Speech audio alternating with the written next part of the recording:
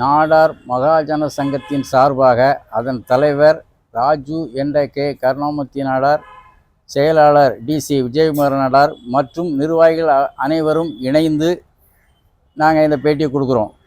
சென்னையில் இருக்கிற ஒரு யூடியூப் பத்திரிகையாளர் காமராஜர் அவர்களை உலகம் போற்றும் ஒரு தலைவரை, இன்றைக்கி நேர்மையாளர் லிஸ்ட்டில் வேர்ல்டில் நம்பர் 1ல் இருக்கார்.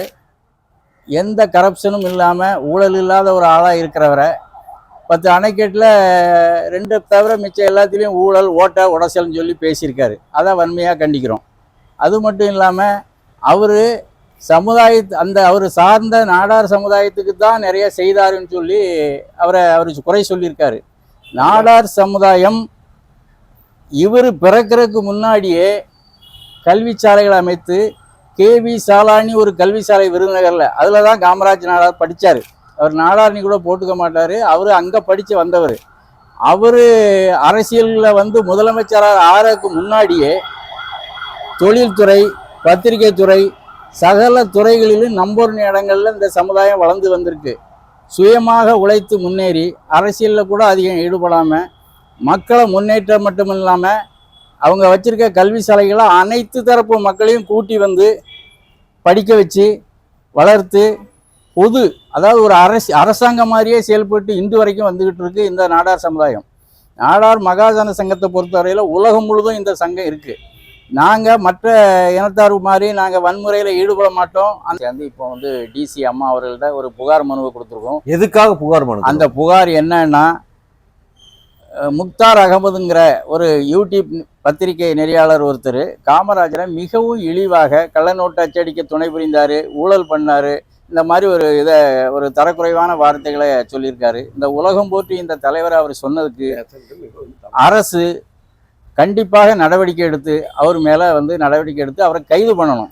கைது பண்ணி அவர் இந்த மாதிரி செயல்களில் வேற ஈடுபடாமல் இருக்கிறதுக்காக ஒரு முன்மாதிரியாக இவருடைய யூடியூப் சேனலை முடக்கணும்.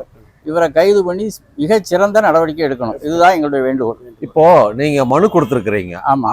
அடுத்த கட்ட நடவடிக்கை, ஒருவேளை மனு கொடுத்ததுல நடவடிக்கை தாமதமானால் உங்களுடைய அடுத்த கட்ட நடவடிக்கை எதுவா? ஒரு மீட்டிங் போட்டா இல்ல, இப்போ நாங்க மனு கொடுக்கும் போது அதிகாரி நம்ம டிசி அம்மா அவர்கள்ட்ட நாங்க ஒரு கோரிக்கை வச்சிருக்கோம். உடனடியாக நீங்க கோயம்புத்தூர்ல இருந்து இவர் மேல நடவடிக்கை எடுக்கணும், சட்ட நடவடிக்கை எடுக்க நீங்கள் காலதாமதம் ஆகுன்னா நாங்கள் நாளைக்கு ஒரு மீட்டிங் போடுறோம் சமுதாய அளவில். அதில் பேசி முடிவு பண்ணிவிட்டு மீண்டும் உங்களை தொடர்பு கொள்வோம், உங்கள்கிட்ட ஆலோசனை பண்ணுவோம். நீங்கள் நடவடிக்கை தாமதமானால் அடுத்தால போராட்டங்கள் மிகவும் வலுப்பெறும். ஆர்ப்பாட்டம், போராட்டம், அவர் வீட்டை கூட நோக்கி நாங்கள் படையெடுத்து முற்றுகையிடக்கூடிய சூழ்நிலை உருவாகும். இப்போது காமராஜரை பற்றி பேசுனதுக்காக இவ்வளோ பெரிய ஆர்ப்பாட்டங்கள் நடக்குது. தொடர்ச்சியாக அவர் மற்ற தலைவர்கள் பேசி வருகிறார். இதுக்கு உங்களுடைய நாடார் சங்கத்தின் சார்பா எந்த மாதிரி? அதையும் நாங்கள் வன்மையாக கண்டிக்கிறோம். பத்திரிகையாளர்னா பத்திரிகைக்குன்னு ஒரு தர்மம் இருக்குது. அந்த தர்மத்தொட்டு நழுவக்கூடாதுன்னு நாங்கள் எதிர்பார்க்குறோம். நாங்கள் எக்காலத்திலையும் அந்த மாதிரி போக மாட்டோம். அதே மாதிரி பத்திரிகைக்குன்னு இருக்கிற உயர்ந்த இடத்த விட்டு அவர் தாழ்ந்த இடத்துக்கு போகிறதுனால அவரை பத்திரிகை துறையை விட்டே விளக்கணும்னு நாங்கள் கேட்குறோம். அந்த மாதிரிப்பட்ட நபர்களை விலக்கி வைக்க அரசாங்கம் ஏற்பாடு செய்யணும் இனியுள்ள காலங்களில்.